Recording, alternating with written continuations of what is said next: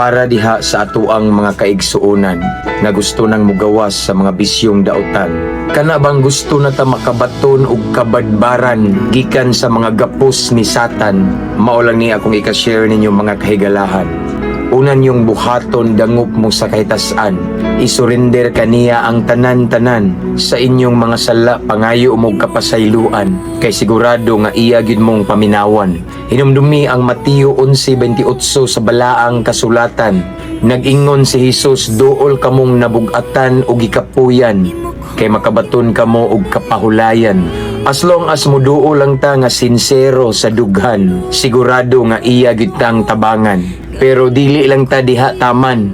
Kung gusto kita makabaton og tinud-anay kabaguhan, mulikay pud ta sa ato ang mga bisyosong mga kauban. Kana bang mga adik-adik na to nga mga kahigalahan, kanang makauban na to kanunay sa suyupanan, kay matud pa sa balaang kasulatan, ang daotang mga kauban makadaot sa maayong pamatasan. So pilia pod kung kinsay inyong iuban-uban, kay naay posibilidad nga kamo matakdan. Kung naaman gani nindot kaayo ikauban kanang mga tao nga duol sa kahitasan, kay matabangan ta niya nga maduol sa iyang tiilan, unya malikay ta sa mga bisyo nga dautan. Igsoon diha ko gikan, ako gid nang kasinatian. Maunang nakabaton ko karon og tinuorayng kabag-uhan. Ang Ginoo kanunay man ginaandam mo tabang, pero dapat pud sa atong kaugalingon kamaot ta mo tabang.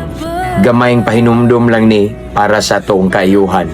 Mabungahong kagabhion mga higala, ampo amping abantita. To God be all the glory.